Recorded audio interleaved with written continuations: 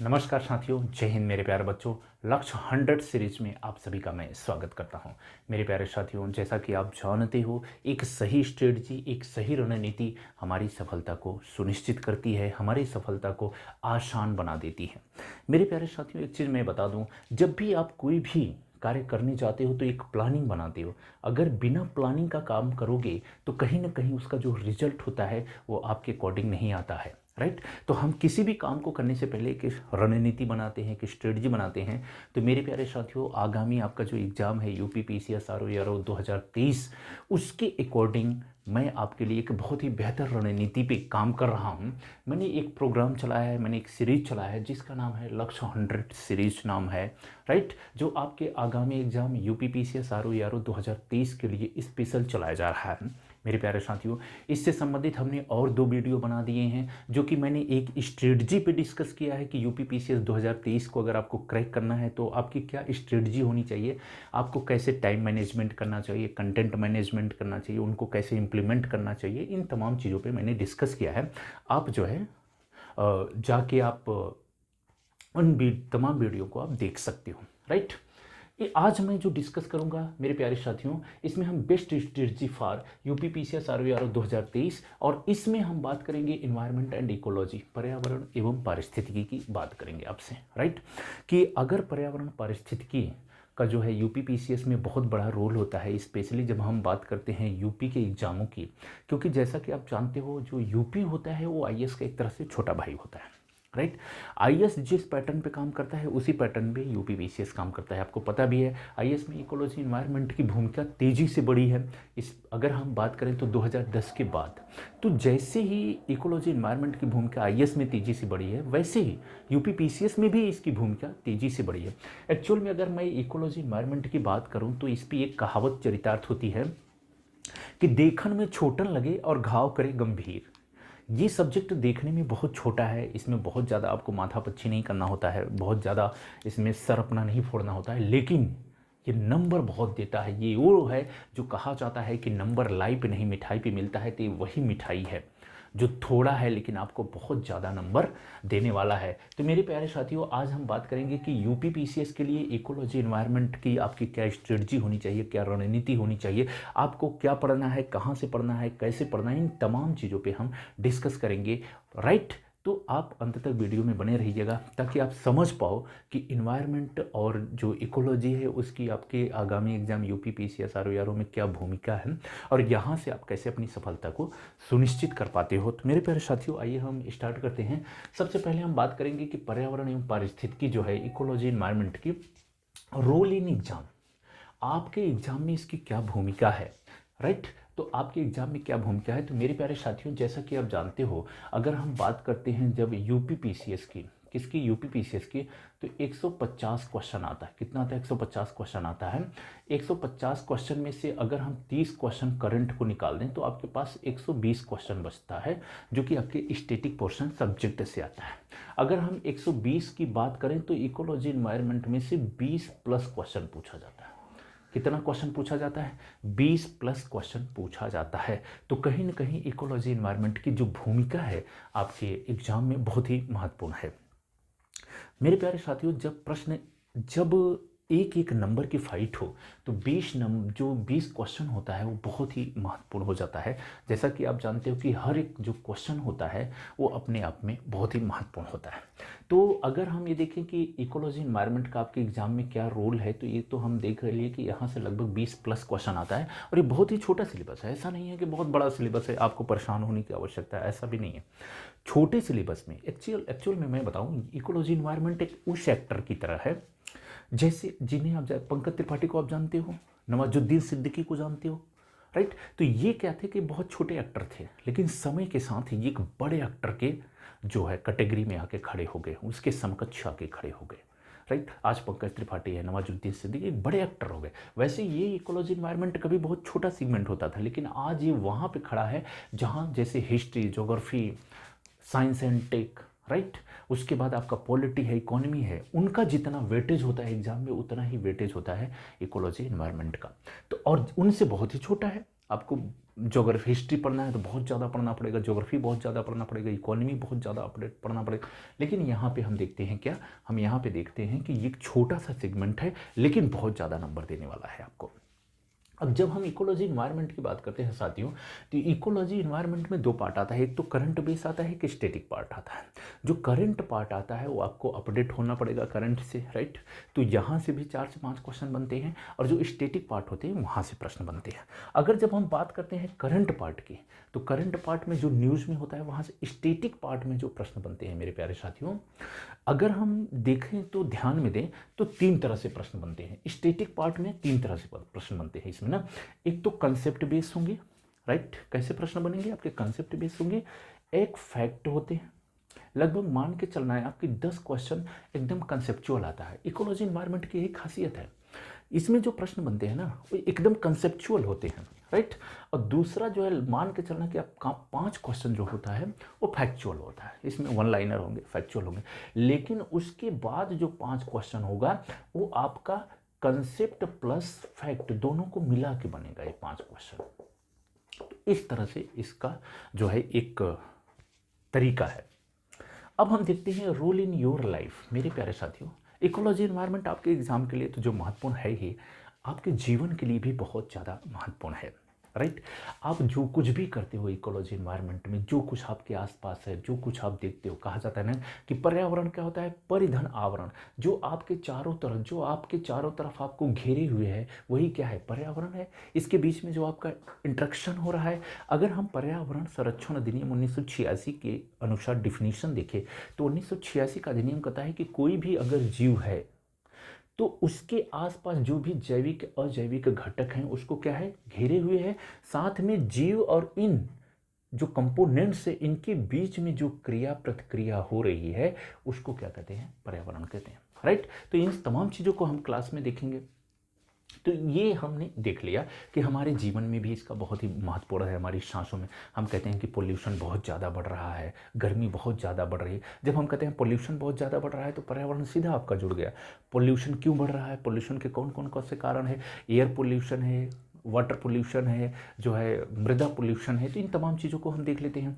अगर हम आपके बात कहते हैं, आप ये कहते हो कि गर्मी बहुत ज़्यादा बढ़ रहा है, तो कहीं ना कहीं हम ग्लोबल वार्मिंग की बात करते हैं, क्लाइमेट चेंज की बात करते हैं, राइट। तो क्लाइमेट चेंज हो रहा है, ग्लोबल वार्मिंग हो रहा है, तो वहाँ पे आपकी क्या है, जब ग्लोबल वार्मिंग गैसें आ जाएंगी, जो है ग्रीन हाउस गैसें आ जाएंगी, उन तमाम चीज़ों को हम देख लेते हैं। तो ये आपसे जुड़ा हुआ विषय है, राइट।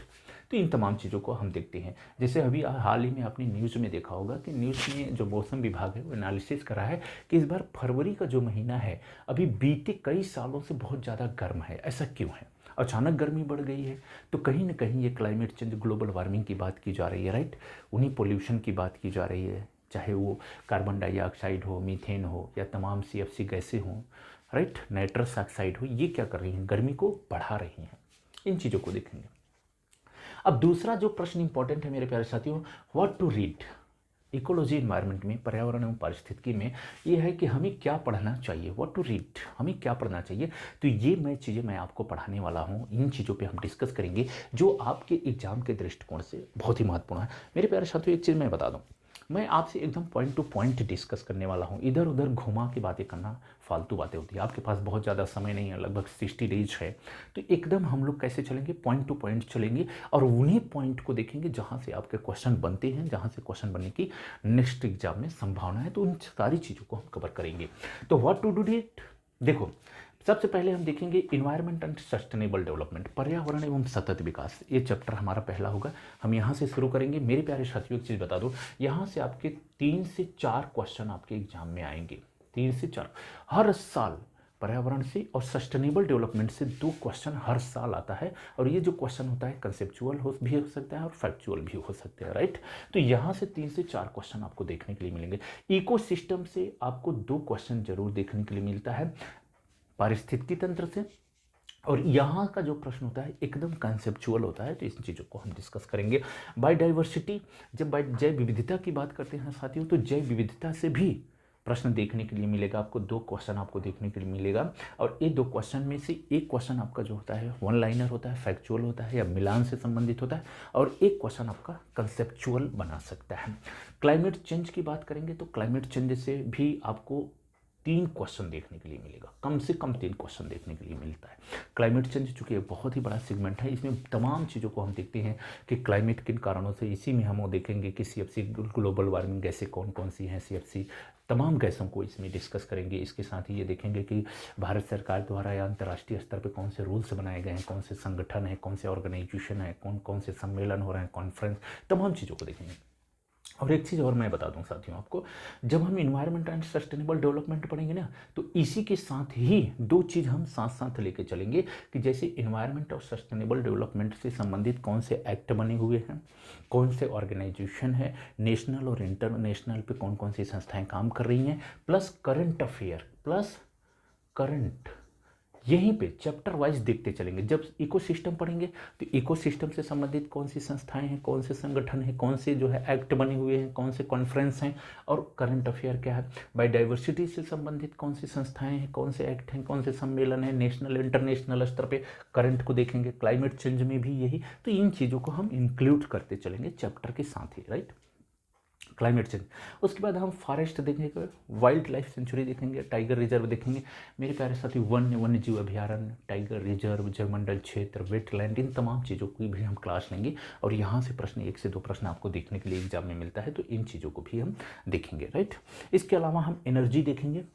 एनर्जी बहुत ही महत्वपूर्ण है भारत में, चाहे वो थर्मल एनर्जी की बात की जा रही हो, चाहे हाइड्रो एनर्जी की बात की जा रही है, या राइट भूजैविक एनर्जी की बात की जा रही है, कोई भी किसी भी प्रकार की एनर्जी की बात हो, न्यूक्लियर एनर्जी की बात हो, तो इन तमाम चीज़ों को भी हम देखेंगे। इससे संबंधित क्या नियम है, क्या रूल्स हैं, इनको देखेंगे, क्या करंट अपडेट है, डेटा क्या है, उन तमाम चीज़ों को देखेंगे। पोल्यूशन को देखेंगे, पोल्यूशन से लेके कौन कौन से नियम बनाए गए हैं, कौन कौन से पॉलिसीज बनाई गई हैं, चाहे वो भारत सरकार द्वारा हो, चाहे वो इंटरनेशनल स्तर पे हो, इन तमाम चीज़ों को देखेंगे, कौन कौन से कॉन्फ्रेंस हो रहे हैं। इसके साथ ही करंट को भी देखेंगे। मिसक्लेनियस में क्या देखेंगे मेरे साथियों, मिसक्लेनियस में हम देखेंगे कि यहाँ पे मिसक्लेनियस में कौन कौन से जो है पुरस्कार हैं, कौन कौन सी पर्सनालिटी हैं, कौन से पुरस्कार दिए जाते हैं, कौन सी पर्सनालिटी हैं। इसके अलावा इस मिसक्लेनियस में जैसे कौन कौन से डेज हैं, जैसे जैव विविधता दिवस है, पर्यावरण दिवस है ना, इन तमाम पृथ्वी दिवस है, इन तमाम चीज़ों को, पर्यावरण तमाम चीज़ों को यहाँ पे देखेंगे। करंट मैं इन्हीं के साथ इंक्लूड करते चलूँगा। तो मेरे प्यारे साथियों, ये मेरा सिलेबस होगा। 7-8 चैप्टर है, 1 2 3 4 1 2 3 4 5 6 7 8 8 चैप्टर है। इस 8 चैप्टर में आपके सारे कंप्लीट हो जाएंगे इकोलॉजी एनवायरनमेंट। यहाँ से आपके कितने क्वेश्चन आने हैं, यहाँ से आपके 20+ प्रश्न आएंगे। इन चीज़ों को हम देखेंगे, राइट। अब आइए, अगला सवाल है हमारे पास, वेयर टू रीड, हमें कहाँ से पढ़ना चाहिए, राइट। हमने पढ़ लिया कि व्हाट टू रीड, हमें क्या पढ़ना चाहिए, वेयर टू रीड, हमें कहाँ से पढ़ना चाहिए। तो प्रश्न उठता है कि हमें पहली बात बुक, अगर हम बुक की बात करें तो आपके पास कोई भी किताब होगी, चाहे वो दृष्टि की हो, शंकर IAS की हो, या फिर परीक्षा वाणी की हो, कोई भी एक किताब लेना है।